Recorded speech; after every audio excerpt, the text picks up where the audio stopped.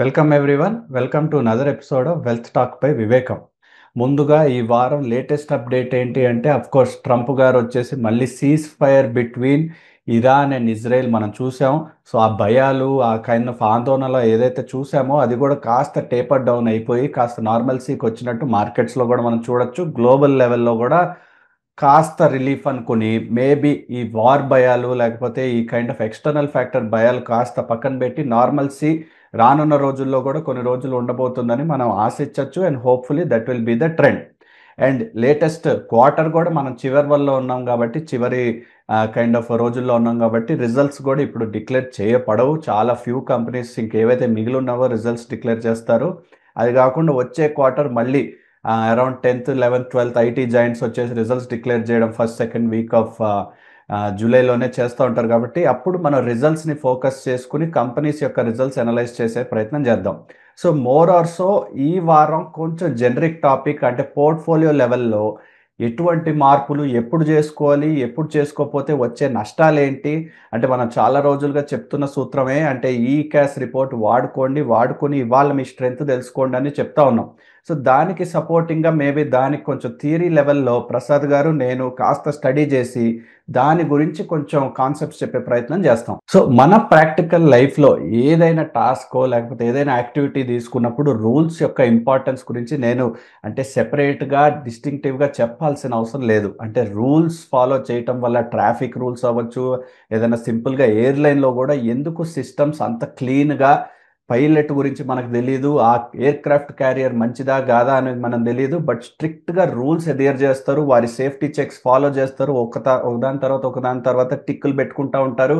ఆ SOP follow చేస్తూనే ఆ రూల్స్ వల్లే మనకు కూడా కంఫర్ట్ వస్తుంది. Same goes with traffic or anything in life. మనం బ్యాంక్స్ కూడా అంటే డబ్బు అప్పు ఇచ్చామంటే మనం ఫిక్స్డ్ డిపాజిట్లు పెట్టామంటే ఆ రూల్స్ కట్టుబడి వాళ్ళు పని చేయాలి కాబట్టి వాళ్ళు కూడా ఆర్బీఐకి రిపోర్ట్ చేసి మన భద్రత మన అంటే వెల్త్ యొక్క భద్రత వాళ్ళు చూసుకోవాల్సిన అవసరం ఉంది కాబట్టి మనం కూడా నమ్మకంతో డబ్బులు పెడతాం, ఆ ఇంట్రెస్ట్ కూడా పొందుతూ ఉంటాం. సో ఇదే కైండ్ ఆఫ్ ప్రాక్టికల్ లైఫ్లో మనం ఫాలో చేసే రూల్స్ స్టాక్స్ వచ్చేసరికి కాస్త డీవియేట్ అవుతాం. అంటే కొనేటప్పుడేమో ఎక్కువ వరకు మన చుట్టుపక్కల సర్కిల్ ఏ స్టాక్స్ గురించి మాట్లాడుతున్నారు, మేబీ వాటిల్లో గురించి మనం ఏమైనా మిస్ అవుతున్నామా, లేకపోతే అది కాకుండా పెద్ద పెద్ద పేర్లు అంటే ఫ్యూజ్ జైంట్స్ లాంటి పేర్లు అయితే తీసేసుకుందాం అదే ఉందిలే, ఎప్పుడైనా సరే అవి stable ever green long term అని అంటూ ఉంటారు.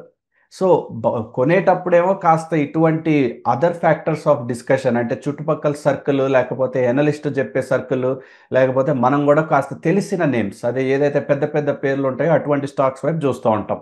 అదే అమ్మేటప్పుడు వచ్చేసరికి న్యూస్ని చాలా అంటే పెద్ద కీ డెసిషన్ మేకర్ లాగా భావిస్తాం. కానీ న్యూస్ అనేది మనలాంటి రీటైల్ ఇన్వెస్టర్కి వాస్తవానికి ఆల్మోస్ట్ లాస్ట్కి వచ్చేసరికి మనకు తెలిసిద్ది. సో ఆల్ డెసిషన్ మేకర్స్ ఎవరైతే ఉంటారో వాళ్ళందరినీ దాటుకుని వాళ్ళ డెసిషన్స్ తీసేసుకుని ఆ తర్వాత మనకు వస్తే మనం ఎన్నోసార్లు అది మనకే ఫస్ట్ వచ్చినట్టు భావించినట్టు దాని మీద అనాలిసిస్ చేసి మనం కొన్ని ఫాలో చేసి కొన్నిట్లో అమ్మేయడం, లేకపోతే సింపుల్గా కొంచెం ప్రాఫిట్ వచ్చింది కదా ఇంకా జాలే అనుకుని చెప్పి అది ఎంతో లీవే ఉన్న స్టాక్ అయితే కాస్త పోర్షన్ ఆఫ్ ప్రాఫిట్లోనే బుక్ చేసేసుకుని అమ్మేసుకోవడం ఇలా చేసుకుంటా ఉంటాం.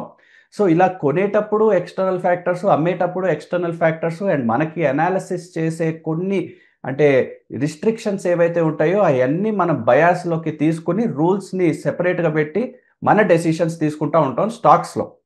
సో ప్రసాద్ గారు ఇన్ జనరల్ ఈ అప్రోచ్ అసలు రూల్స్ అసలు ఎందుకు important and why it is more relevant in stocks గురించి మేబీ ఫ్యూ పాయింట్స్ చెప్పగలుగుతారా?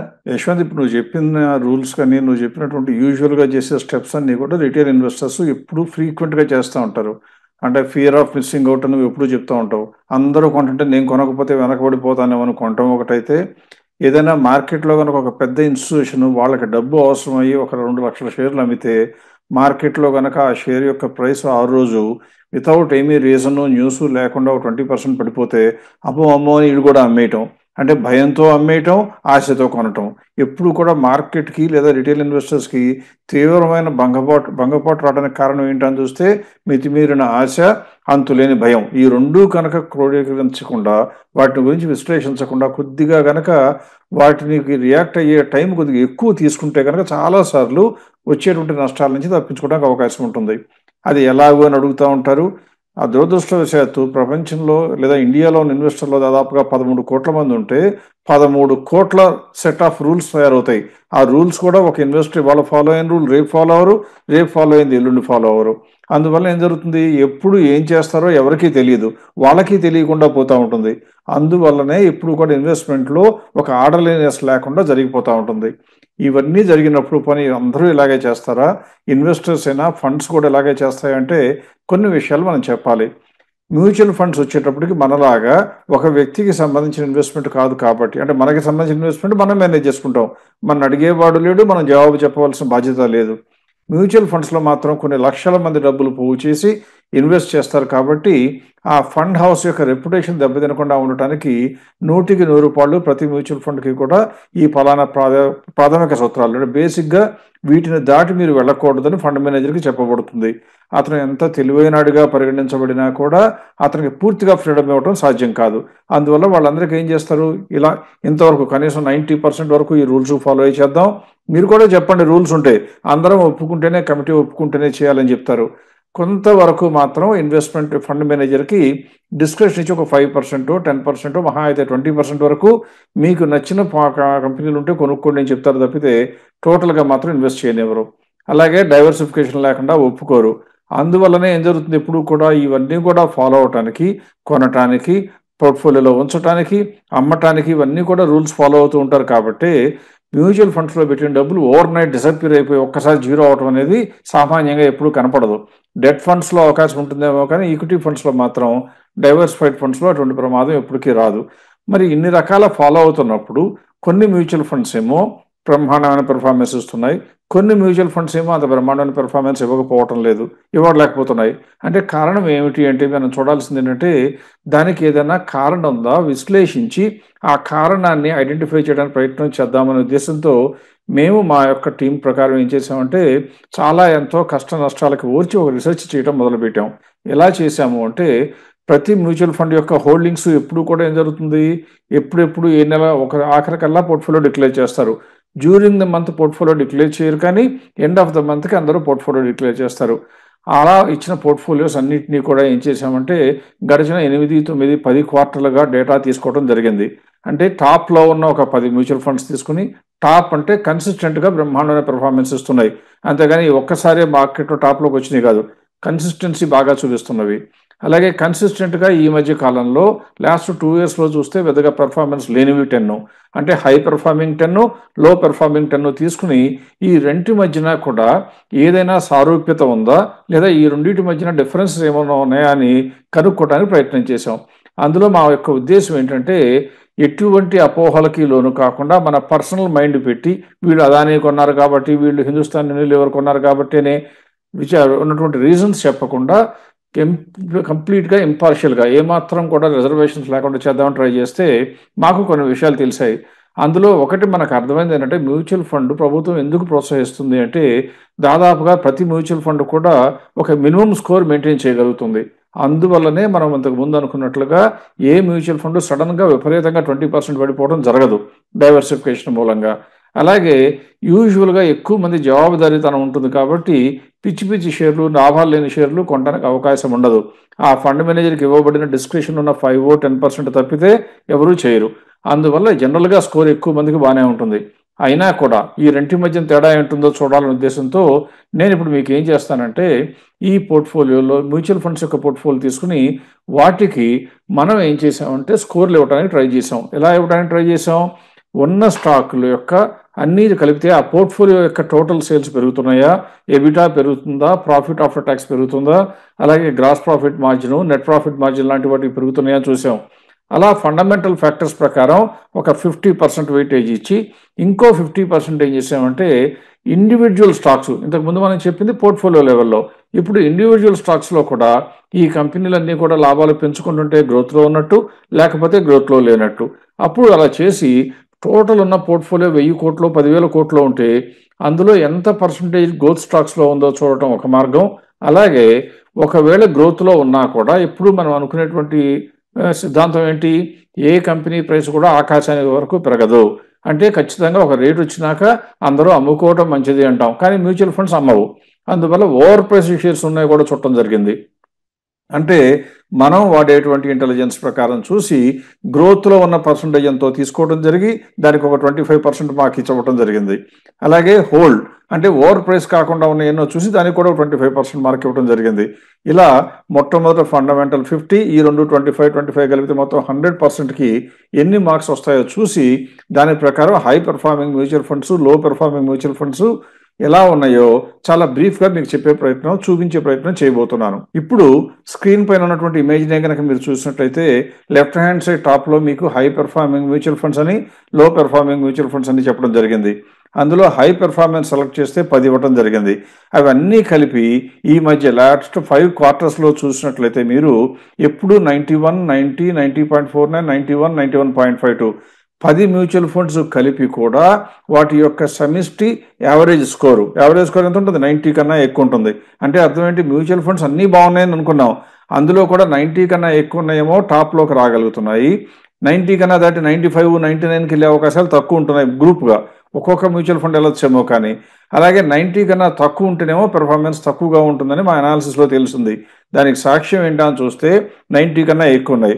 ఇప్పుడు ఇందులో అన్నీ చూడలేకపోయినా ఒక ఉదాహరణకి ఒకవేళ చూసినట్లయితే మోతీలాల్ ఓస్వాల్ ఫ్లెక్సీ క్యాపే చూద్దాం. ఎందుకు టాప్లో పెర్ఫార్మెన్స్ వస్తుంది? మ్యూచువల్ ఫండ్స్లో వివేకం ర్యాంకుల్లో ఎందుకు టాప్ వచ్చిందని చూస్తే లాస్ట్ 5 క్వార్టర్స్లో 90, 91, 91, 93, 95% పెంచుకోవడం జరిగింది.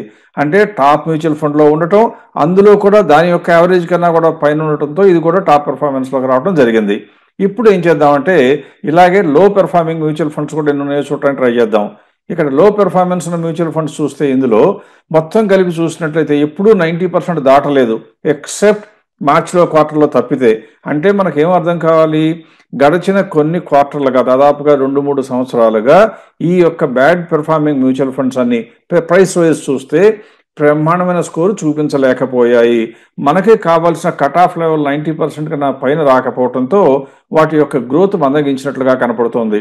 కానీ ఇందులో కూడా కొన్ని వాటి యొక్క తప్పు తెలుసుకుని ఇప్పుడు స్కోర్ పెంచుకోగలిగాయంటే ఏమవుతుంది? ఇందులో నుంచి కూడా కొన్ని ఏదైతే ఇలా బాగా గ్రోత్ ఇప్పుడు చూపిస్తున్నాయో రాబోయే రోజుల్లో, అంటే బహుశా జూన్ ఎండింగ్ క్వార్టర్ లేదా జూలై ఎండింగ్ మంత్కి బహుశా అవి కూడా టాప్ పెర్ఫార్మెన్స్లోకి నెమ్మదిగా వచ్చే ప్రయత్నం చేయవచ్చు. అంటే మనం అర్థం చేసుకోవాల్సింది ఏంటి? ఎంత పెద్ద మ్యూచువల్ ఫండ్ అయినా, ఎంత చిన్న పోర్ట్ఫోలియో, ఇండివిజువల్ పోర్ట్ఫోలియో అయినా మంచి స్కోరు కనుక మెయింటైన్ చేయగలిగితే, మంచి స్కోర్ అంటే ఫండమెంటల్గా వాల్యుయేషన్ పరంగా మంచి స్కోరు తెచ్చుకోగలిగితే మన యొక్క లాభాలు, ఆ పోర్ట్ఫోలియోకి లాభాలు రావడానికి అవకాశాలు బాగా పెరుగుతాయి. అంత మాత్రాన పోర్ట్ఫోలియో స్కోర్ లేకపోతే పెరగదా అని మేము చెప్పడం మా ఉద్దేశం కాదు. ఎందుకంటే పోర్ట్ఫోలియో స్కోర్ బాగాలేకపోయినా ఏదో ఒక పిచ్చి షేరు కొని ఆ షేరే కనుక 100 రెట్లు, 10 రెట్లు, 20 రెట్లు పెరిగిందనుకోండి, ఆ మ్యూచువల్ ఫండ్ కొద్దిగా కాలం పాటు పైకి రావచ్చు. కానీ అదే అలవాటును కంటిన్యూ చేస్తే అదృష్టం ఎప్పుడు వారి వన్నంటే ఉండదు, కాబట్టి ఖచ్చితంగా పడిపోక తప్పదు. అంటే స్కోరు లేకపోతే పెరగవు అని చెప్పను, కానీ స్కోర్ ఉంటే మాత్రం మీ యొక్క అవకాశాలు, మీకు పోర్ట్ఫోలియోలో లాభాలు తెచ్చిపెట్టడానికి అవకాశాలు విపరీతంగా పెరుగుతాయని మాత్రం ఖచ్చితంగా అనుకోవచ్చు. రైట్ అండి. సో ప్రసాద్ గారు చెప్పినట్టుగా ఈ స్కోర్ అనేది అఫ్ కోర్స్ డెడికేటెడ్గా దాని మీద రిపోర్ట్ ఎలాగో మనం వర్క్స్లో ఉంది, మేబీ 1-2 వీక్స్లో దాన్ని కూడా ప్రిపేర్ చేసేసి ఎవరైనా సరే ఇన్వెస్టర్ వారి పోర్ట్ఫోలియో షేర్ చేసినట్లయితే ఆ యొక్క పోర్ట్ఫోలియో స్కోర్ ఏంటి, గతంలో కూడా ఎలా ఉండింది, ఎలా మూవ్ అయింది అని కూడా చెప్పే ప్రయత్నం చేద్దాం.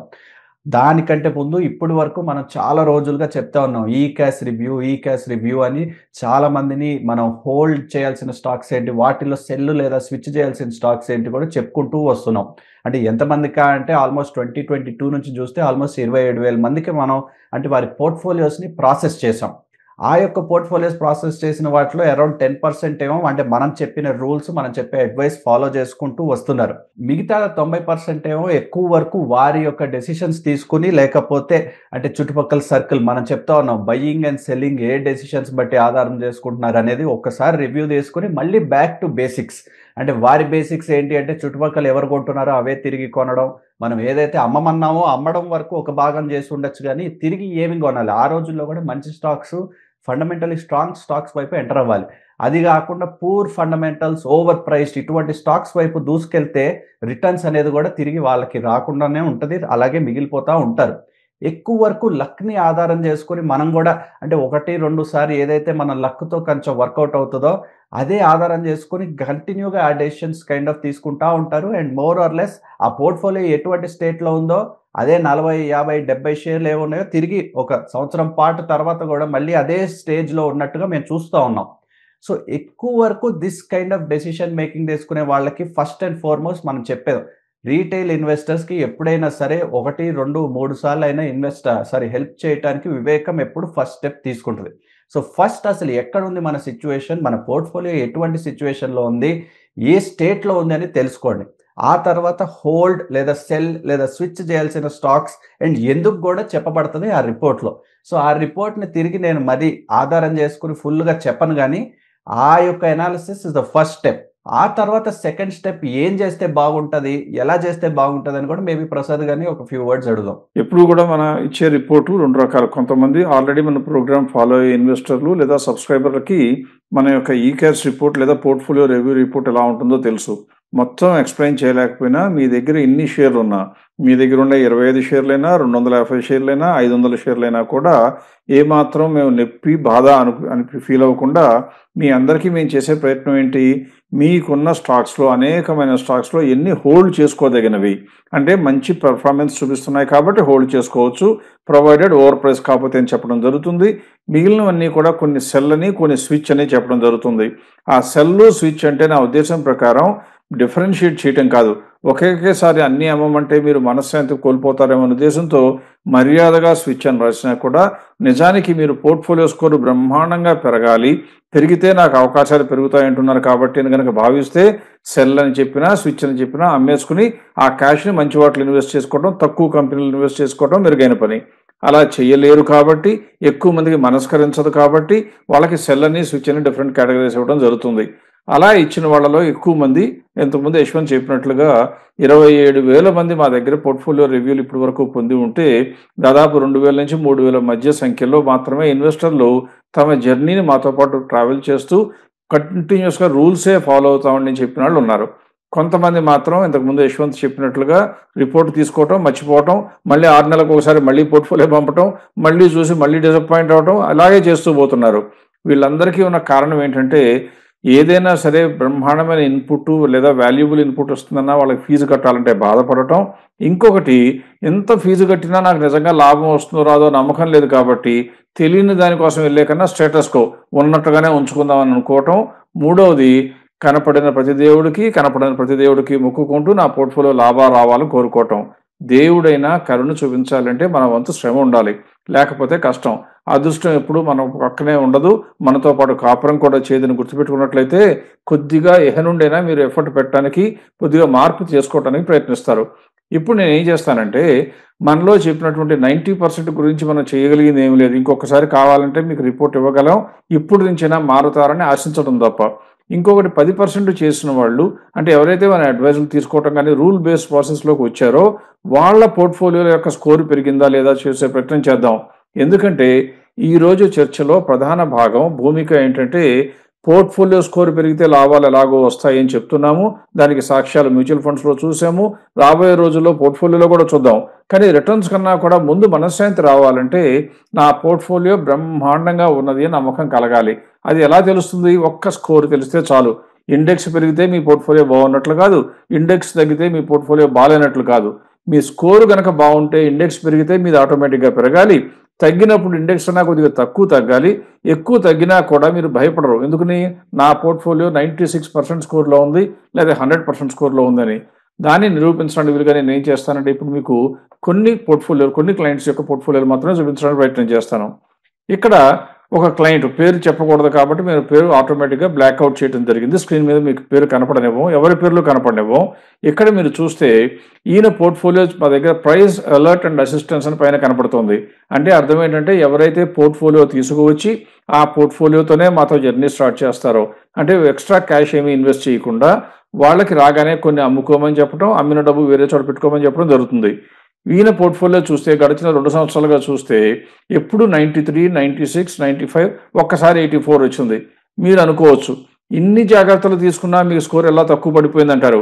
మనం తీసుకున్న కంపెనీ కాలక్రమంలో పెర్ఫార్మెన్స్ బాలేకపోయినా మనం ఈ రిపోర్ట్ తీసుకునే నాటికి ఆల్రెడీ రేటు పెరిగి ఇంకా అమ్మకపోయినా అప్పుడు అమ్మకుండా ఉంటే కూడా స్కోర్ ఆ సమయంలో తగ్గచ్చు. కానీ నెక్స్ట్ మినిట్లో ఏమైపోతుంది?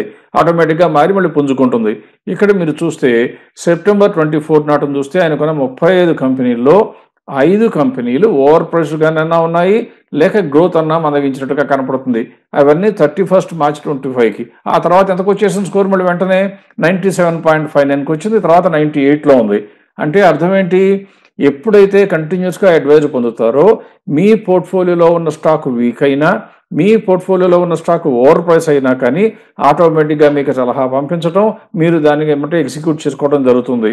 అందువల్ల మీరు చూస్తే అడ్వైజర్స్ ఎగ్జిక్యూటెడ్ 100% ఉన్న వాళ్ళకి ఇటువంటిది సాధ్యం. ఇది ఒక కేసు. అలాగే ఇంకొక కేసు కూడా చూద్దాం.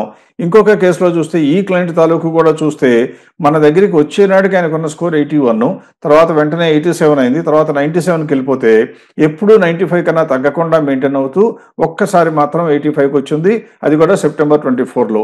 అందులో ఆయనకున్న 60 స్టాకులు, 1, 2 కాదు, 60 స్టాకులు ఉంటే అందులో 15 కొద్దిగా వెనకబడినట్టుగా తెలిసింది. అవన్నీ అమ్ముకోమని చెప్పడం, అమ్మేసిన తర్వాత ఆయన స్కోర్ ఎంతకు వచ్చింది? మళ్ళీ 96. ఇప్పుడు చెప్పండి, ఈ ఇద్దరు క్లయింట్లు మార్కెట్ తగ్గితే కంగారు పడతారా? కొద్దో గొప్ప కంగారు పడతారు, కానీ మీలాగా హైరానా పడతారంటే పడరు. కారణం, నా స్కోరు బాగుంది, నా కంపెనీలన్నీ మంచివని తెలుస్తుంది. ఇలా తెలుసుకున్న తర్వాత కొంతమంది ఉంటారు, అంటే ఇన్ని తెలుసుకున్నా, ఇన్ని సాక్ష్యాలతో సహా మీ ఎదురుగా ఎవిడెన్స్ నిలబడినా కానీ ఇంకా శంక, డౌట్ అనమాట. వాళ్ళు ఏం చేస్తారంటే, మేము అమ్ముకోండి బాబు, ఈ పలానా షేర్ అమ్మండి అని చెప్తే వాళ్ళు అమ్మరు. లేదా మీరు అమ్మేసిన డబ్బులు మీ దగ్గర ఉన్నాయండి, అందులో ఈ మంచి షేర్ అండి కొనుక్కోండి అంటే పక్కన ఫ్రెండ్స్ మాటో, లేకపోతే కొలీగ్స్ మాటో, టీవీలో అందరూ చెప్పిన మాటో, రకరకాల మాటలని వాళ్ళందరి ప్రకారం వాళ్ళు తోచిన కంపెనీకి ఉంటారు. అంటే ఒక రూల్ ప్రకారం మొదలుపెట్టి రూల్ ప్రకారం అమ్మి రూల్ ప్రకారం ఎంటర్ కాకుండా మళ్ళీ వేరు కంపెనీలు యాడ్ చేయటమో లేదా అమ్మకపోవటమో సొంత కవిత్వం చేస్తూ ఉంటారు. ఇలాంటి వాళ్ళ యొక్క పోర్ట్ఫోలియో కూడా ఎలా ఉందో మనం చూడాలి. అంటే వాళ్ళ జర్నీ కూడా ఎలా ఉంటుందో ఒకసారి చూస్తే మీకు అది ఎంత కీడు చేసే అవకాశం ఉందో తెలుస్తుంది. ఇప్పుడు స్క్రీన్ మీద ఉన్నటువంటి క్లయింట్ని చూస్తే వీళ్ళందరూ కూడా ఎగ్జిక్యూషన్ తాలూకు మా సహాయం ఏమీ అక్కర్లేకుండా మేమే చేసుకుంటామని చెప్పేవాళ్ళు. మేము ఎవరిని బలవంతం చేయము, అంటే ఎవరికైనా అడ్వైస్ ఇవ్వటం వరకే మా ధర్మం, కానీ ఆ తర్వాత ఎగ్జిక్యూట్ చేయండి అని చెయ్యి మెలిపెప్పడం, చెవి మెలిపెప్పడం మేము చేయనవసరం లేదు, మీ అంతటి మీరే చేసుకోవాలి. ఈయన 86% ఎగ్జిక్యూట్ చేస్తున్నారు, అంటే కొద్దిగా సొంత కవిత్వం వాడబడింది. ఈయన మొట్టమొదట మన దగ్గరికి వచ్చినప్పుడు 81% ఉంటే మొట్టమొదట మన మాట తూచా తప్పకుండా ఫాలో అవ్వగానే 100%కి వెళ్ళింది స్కోరు. ఆ తర్వాత ఇప్పుడు మళ్ళీ ఎంతకు వచ్చింది? 83.76, 93 కన్నా కూడా కింద తగ్గిపోయింది. ఎందువలన? ఉన్న 12 కంపెనీలో 2 మేము అమ్మమని చెప్పి అమ్మకపోవటం, లేదా కొనమని చెప్పని కొనటం, సొంత కవిత్వం చేయటం మూలంగా తగ్గి ఉండొచ్చు. ఇలాంటి వాళ్ళకి లాభం వస్తుందా అంటే అవకాశాలు గ్యారంటీగా తక్కువ. అందువల్ల మనం గుర్తుంచుకోవాల్సింది ఏంటంటే, మనం తెలిసింది చేయటం ఎంత ముఖ్యమో తెలిసింది చేయకుండా ఉండటం కూడా, అంటే అమ్మవలసింది అమ్మకుండా ఉండటం, కొనవలసింది కొనకుండా ఉండటం, ఏమీ చేయకుండా స్తబ్దతతో కూర్చోవటం కూడా చాలా ప్రమాదమైంది. దాని మూలంగా మనకు వచ్చే నష్టాలు గ్యారంటీగా ఎక్కువ ఉంటాయని గుర్తుపెట్టుకోవాలి. ఇప్పుడు మీరు అందరూ అనుకోవచ్చు, కాస్ట్ ఆఫ్ ఇన్యాక్షన్ అంటే ఏమీ చేయకపోతే ఏ నష్టం జరుగుతుంది? అదృష్టం బాగుంటే కలిసి వస్తుంది కదండి. అదృష్టం బాగుంటే మీకు అవతల ఆ సప్త సముద్రాల అవతల ఉన్న ఫార్చ్యూన్ కూడా మీ ఒళ్ళో వాళ్తుంది. వాటి గురించి మాకు ఆర్గ్యుమెంట్ లేదు. కానీ కాస్ట్ ఆఫ్ ఇన్యాక్షన్ ఎలా ఉంటుందో తెలియాలి అంటే, ఉదాహరణకు నేను ఏం చేశానంటే, ఒక ఇద్దరు క్లయింట్స్వి, ఇద్దరు లీడ్స్వి లేదా ఇద్దరు ఇన్వెస్టర్లవి గతంలో ఎప్పుడో మా దగ్గరికి వచ్చిన క్లయింట్కి అదే పోర్ట్ఫోలియో ఆశ కొద్దీ అలాగే పెట్టుకున్నారు అనుకోండి. అంటే పెట్టుకున్నారు అనుకుంటున్నాం, బికాజ్ వాళ్ళ లేటెస్ట్ పోర్ట్ఫోలియో తెలియదు కాబట్టి. అప్పుడు వాళ్ళ పోర్ట్ఫోలియో ఎంత మేర పెరిగింది, ఎందుకు పెరగలేదో ఈయన పోర్ట్ఫోలియో తెలియాలి అంటే ఒకసారి మీరు చూడండి. ఈయన ఉన్న షేర్లే కనుక చూస్తే ఈయనకున్న పోర్ట్ఫోలియోలో ఒక కంపెనీ 133% పెరిగింది. ఇది 2022 నుంచి దాదాపుగా చూస్తే. ఒక కంపెనీ 100% పెరిగింది, ఎంఎస్టీసీ. ఇంకోటి జిఎండిసి 102% పెరిగింది. లింకన్ ఫార్మా కూడా పెరిగింది, టాప్ 4. అయినా కూడా అంటే 4 కంపెనీలు ఈయనకున్న పోర్ట్ఫోలియోలో 100% కన్నా ఎక్కువ పెరిగినా కూడా ఓవరాల్ పోర్ట్ఫోలియో కలిపి ఎంత పెరిగింది? 12.88%. ఇది దేంతో సమానం అంటే, ఎంతో కాస్ట్లీ కారు మీరు కొనుక్కుని అందులో ఒక టైర్ దగ్గర డబ్బు మిగుల్చుకుందామని పిచ్చి టైర్ కొంటే పంచర్ అయితే ఏమొస్తుంది? కారు మంచిదైనా 3 టైర్లు మంచి అయినా మీరు జర్నీ మాత్రం చేయలేరు. అలా ఈ కంపెనీలో కూడా ఈయన పోర్ట్ఫోలియోలో 3-4 కంపెనీలు బ్రహ్మాండంగా ఉన్నా ఓవరాల్ పోర్ట్ఫోలియో చూస్తేనేమో 12.88 వచ్చింది. నిఫ్టీ గెయిన్ ఎంత వచ్చింది? ఇదే సమయంలో 35% వచ్చింది ఆ సమయం నుంచి చూస్తే. అంటే ఈయనకి మంచి జరిగిందా చెడు జరిగిందా అంటే చేతులారా వచ్చే అవకాశాన్ని పోగొట్టుకున్నట్టుగా అర్థమైంది. అలాగే ఇంకొక క్లయింట్ది కూడా చూసాం. ఈ క్లయింట్ చూస్తే కొద్దిగా ఫాలో అయినట్టున్నారు. 53% ఉండేది మొట్టమొదట మనకు వచ్చినప్పుడు స్కోరు. ఆ తర్వాత పెరుగుతా వచ్చిన ఈయనైతే ఏకంగా 488 షేర్లు పెట్టి కూర్చున్నారు పోర్ట్ఫోలియోలో. మా దగ్గర రిపోర్ట్ తీసుకున్నారు, ఏమీ చేయలేదు. కాబట్టి బహుశా ఏమైనా చేశారో తెలియదు. అదే పోర్ట్ఫోలియోకి ఈ కాలక్రమంలో రేట్లు ఇప్పుడన్నా ఒకసారన్నా 90 దాటినాయని చూస్తే ఒక్కసారి కూడా దాటలేదు. ఇప్పటికి కూడా చూస్తే ఎంత వచ్చింది 80.9. అంటే ఇలా చేయటం మూలంగా మీకున్న పోర్ట్ఫోలియో షేర్ల గురించి సమాచారం తెలిసినా కూడా యాక్ట్ చేయడానికి భయపడో కొద్దిగా కంగారు పడుతున్నట్లయితే మీకు సహాయం చేయటం ఎవరి వల్ల సాధ్యం కాదు. అందువల్ల అవన్నీ కూడా అట్లాగే ఆగిపోతాయి. సో ఇవన్నీ తెలుసుకున్న తర్వాత మీరు ఏం చేయాలి? పోర్ట్ఫోలియో గురించి ముందు సమాచారం సేకరించండి. పని చేసినా చేయకపోయినా. ఆ సమాచారం సేకరించిన తర్వాత మీకు డౌట్ వస్తే ఇలా చేసిన వాళ్ళకి బాగుంటుందా లేదా చూడాలి అంటే ముందు స్కోరు మెరుగుపడుతుందో లేదో చూడండి. స్కోరు కనుక మెరుగుపడితే ధైర్యం వస్తుంది. ఎందుకంటే స్కోరు బాగున్న పోర్ట్ఫోలియోలో బ్రహ్మాండంగా జరగటం అనేది ఎవ్వరూ కూడా కాదు అనలేని సత్యం. అందువల్ల అటువంటి చర్యలు చేపట్టడం అనేది మంచి పద్ధతి. రైట్ అండి. సో ఈ వారం అంటే ఈ స్కోర్ యొక్క ఇంపార్టెన్స్, ఈ కాన్సెప్ట్ ఇంట్రడ్యూస్ చేసే ప్రయత్నంతో అంటే వేరే కైండ్ ఆఫ్ జనరిక్ టాపిక్స్ కొంచెం సైడ్ లైన్ చేసాం. అంటే ఈ స్కోర్ యొక్క ఇంపార్టెన్స్ రానున్న రోజుల్లో కూడా మళ్ళీ స్ట్రెస్ చేసి కేస్ స్టడీస్ చూపించి అంటే why it is important to hold fundamentally strong stocks. ఆ స్కోర్ కాంపోజిషన్ కూడా ప్రసాద్ గారు చెప్పారు. 25 పాయింట్స్, 25 పాయింట్స్, 50 పాయింట్స్ దేనికి మనంతటా మనం కాస్త క్యాలిక్యులేషన్ చేసుకోవాలన్నా కూడా ఈ స్కోర్ ఎలా కంప్యూట్ చేసుకోవాలో కూడా వెరీ సింపులే. అఫ్కోర్స్ బ్యాక్ ఎండ్లో ఈజీగా చేయబడింది కాబట్టి మనకి ఎట్ టైం ఇన్స్టెంట్గా వచ్చే అవకాశం ఉంటుంది. సో ఈ సమయంలో అగైన్ ఈ cash service first and foremost వాడుకోండి. ఇప్పుడు వరకు వాడని వాళ్ళు ఎవరైతే ఉన్నారో పోర్ట్ఫోలియో షేర్ చేసినట్లయితే ఈ క్యాష్ రూపం లేకపోతే మీ హోల్డింగ్స్ని అంటే స్క్రిప్ ISIN క్వాంటిటీస్తో సహా షేర్ చేసినట్లయితే ఆ రిపోర్ట్ ఫస్ట్ పొందండి. ఆ పొందిన రిపోర్ట్లో హోల్డ్ ఏంటి, సెల్ ఏంటి, స్విచ్ ఏంటి, ఎలా ఉంది నా పోర్ట్ఫోలియో, ఓవరాల్గా నేను ఏ స్టేట్లో ఉన్నానని కూడా తెలుసుకునే బాధ్యత అండ్ తెలుసుకునే అవసరం first step. So make sure to use that. ఆ తర్వాత వచ్చే వారాల్లో కూడా మనం స్కోర్ యొక్క ఇంపార్టెన్స్ ఎలా ఉంటుంది, మన పోర్ట్ఫోలియోని స్కోర్ పెంచుకోవాలంటే ఎటువంటి యాక్షన్స్ తీసుకోవాలి అండ్ ఇన్ని రోజులుగా 27,000 మంది ఎవరైతే పోర్ట్ఫోలియో షేర్ చేశారో అంటే దాంట్లో 90% నెక్స్ట్ స్టెప్కి వెళ్ళలేదు కాబట్టి వాళ్ళు కనుక ఇవాల్టి రోజు నాకు మళ్ళీ కొంచెం రివైవ్ చేయండి, నా ఈ క్యాష్ రివైవ్ చేసి నా స్కోర్ ఏంటో చెప్పండి అంటే కూడా రిపోర్ట్ ఎటువంటి రూపంలో ఉంటుందో కూడా చెప్పే ప్రయత్నం వచ్చే వారం తప్పకుండా చేస్తాం. అదే కాకుండా generic topics maybe will come back to generic topics and cover these news in next week. So with that, let me conclude this week. Thank you again for watching.